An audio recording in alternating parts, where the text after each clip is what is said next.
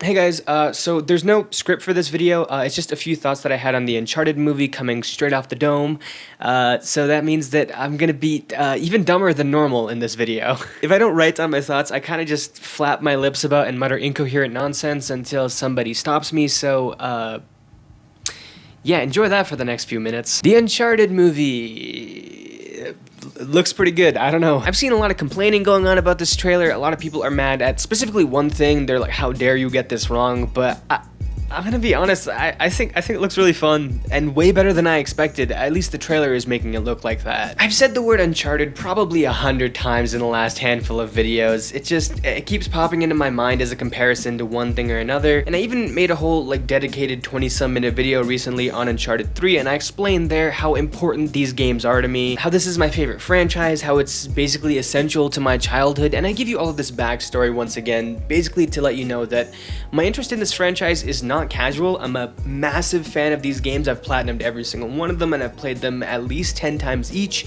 And also to say that because of my interest in this franchise, I was really not looking forward to the crapshoot of the movie that they were gonna make out of it. This movie has been in the field of consciousness for over a decade. It's passed through so many hands, gone through so many reworks, all to now be in the hands of the guy who directed Venom. Oh no. The movie should be bad. By all accounts, the movie should be very bad, and only the most unwavering optimists or the most deluded among us thought that it was gonna be anything but bad, because it just wasn't gonna go that way. Unless I'm gonna eventually get to the main complaint that people had about this trailer and movie in general, which is Marky Mark and Tom Holland, but first, can we discuss how this movie actually looks? A lot of the scenes that show up in this trailer have really great set design that's very reminiscent of the games. To be fair, that might be because a lot of this stuff is lifted directly from the games, but it's also still really easy to mess that up. Visually, this movie doesn't look lazy or phoned in to me. The insides of the dark tombs, or the fancy art gallery, or even that one room where Nate is sure to give Sully an exposition dump about the treasure that they're looking for, they look right. They look very in line with the games. Then the vistas and the interiors that we see in this trailer, I really like. It feels really faithful and fits right into what the games do. We also get a glimpse of that one sunken ship that looks incredibly similar to Henry Avery's boat from Uncharted 4, even though this movie doesn't actually follow that story. We'll get into the story in a second here. But I do love how closely they seem to have matched that. It looks like a really great set. And then, of course, there's the airplane scene from Uncharted 3. I've heard a lot of people who are complaining about this trailer say that this set piece looks very ridiculous and goofy and over the top, and it just does not fit in a movie. And my response to that is, good. Bro, nothing you did in the Uncharted games was grounded in any way. The character interactions and the relationships, yes, they were the things that got you invested in it.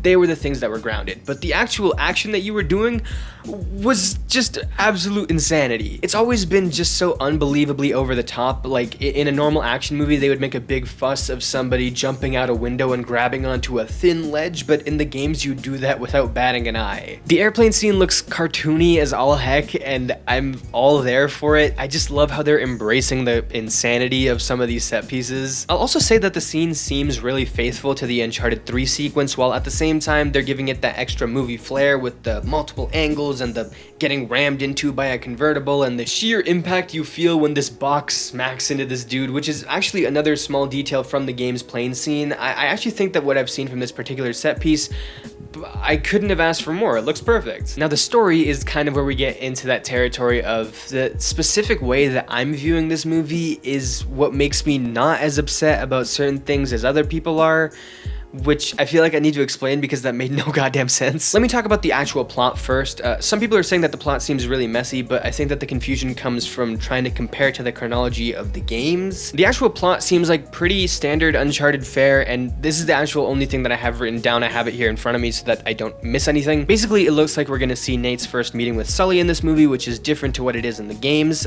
They're also gonna hatch a plan that's spurred on by some kind of memento, some kind of clue that Sam left Nate. This presumably all takes place place after Sam is believed dead by Nathan, but let's not get into that continuity yet. But maybe in this universe, Sam is the one who gives Nate the sick Parvis Magna ring, and he tells him the backstory about it, and they need to find the cipher or something that the ring is paired with. So they go to an art gallery to try and find the thing that they need to pair it with. The villain is there, maybe they wind up escaping with what they wanted, or maybe they don't, but they get some other somewhat helpful clue that helps lead them to where Chloe is. Chloe obviously being a friend of Sully's, who maybe he asked to help them out here. They continue to tomb raid in this place, maybe Chloe betrays them or pulls a triple cross like she does in 2. Nate ends up on his own for a while, he stows away on a plane, he falls out, and eventually finds his way to this ship where the treasure and final battle is. I might obviously have a couple things shuffled around there, but I think the general sequence of events is roughly there, and if you ask me, that's pretty damn Uncharted. The confusing thing though is when you look at all of this with the knowledge of the games in mind, you got areas and events and callbacks from Uncharted 4. We haven't seen Elena, whose first appearance is in the first game, but we do see Chloe, who's really just in 2 and 3 and of course Lost Legacy. We see a different version of how our two main characters met than we get in Uncharted 3's flashback. Nate is supposed to be younger here than he is in any of the games aside from those flashbacks, so in theory none of the game stuff should be here. We also have a set piece from Uncharted 3, and we got a villain who might be a cross between the motivations and personal relationship with Nate and Sully of Wraith and the tough, less playful ruthlessness of Lazarevich. So in conclusion,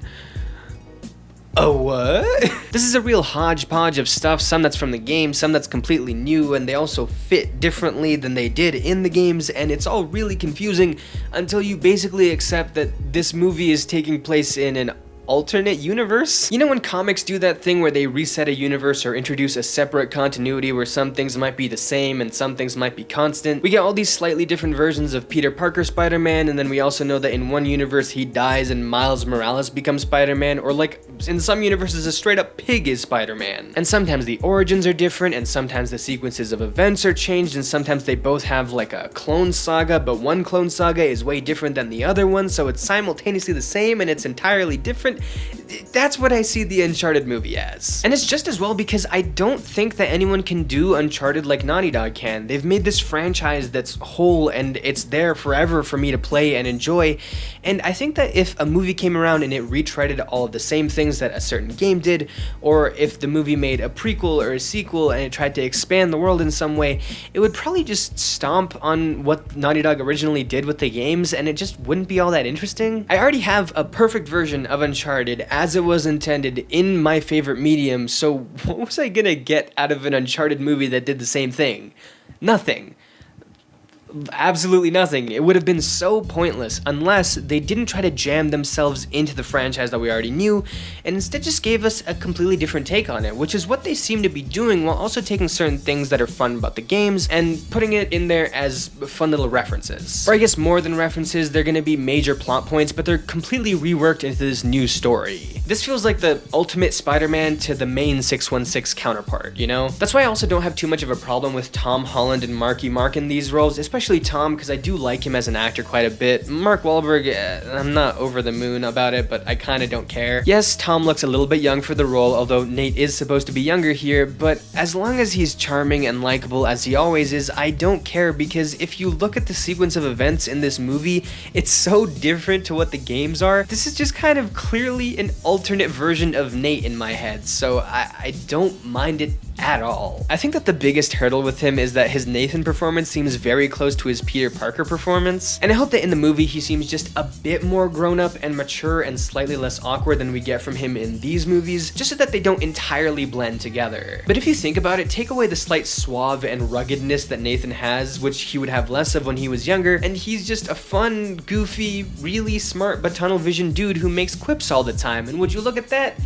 I just described Spider-Man. My point is that I think that as long as Holland's performance can capture a couple more of the Nathan-isms that we do get brief glimpses of here, like when he's on the plane or when he hears that Scottish dude talk, we'll be able to form a bit more of a distinction here, and at that point, I don't care if he doesn't seem like Game Nate because the continuity is already so different, so why would I mind a different take? The Uncharted movie was never gonna make me more of an Uncharted fan. It wasn't gonna ever live up to the games, and for a long time, I thought it just wasn't gonna be good, but If this can give me a decently fun action movie that has pretty good references and Easter eggs to the games that don't seem too tacky, and okay chemistry between some of the characters that are in this movie, then it's more than done its job. I was worried before this trailer came out that after this movie, if enough people watched it, then they'd look at me funny when I talked about how much I love Uncharted, because they'll just associate that name with a bad movie. I was prepared for this thing to basically just spit on the franchise's legacy and make it a real uphill battle when I tried to tell people that no, Uncharted is actually really cool, the movie just sucks. But I think that honestly this movie could be a really fun ride, and maybe people who have never even heard of the game will actually go watch it and have a fun time, and it'll make a positive impact on people that the game's never really reached, and that would be really cool if that's the case. Obviously it could all go wrong and the movie might be actual dog water when it releases, but contrary to what I see so many people saying online, I actually have a lot of hope that this movie is gonna be fun as hell, so I don't know, sue me I guess. If you're new here, subscribe. I talk about video games a lot, and if you're a fan of Uncharted specifically, the video that I made about Uncharted 3, I'll link somewhere over here somewhere. I have no idea where. And I'll see you guys next time. Peace.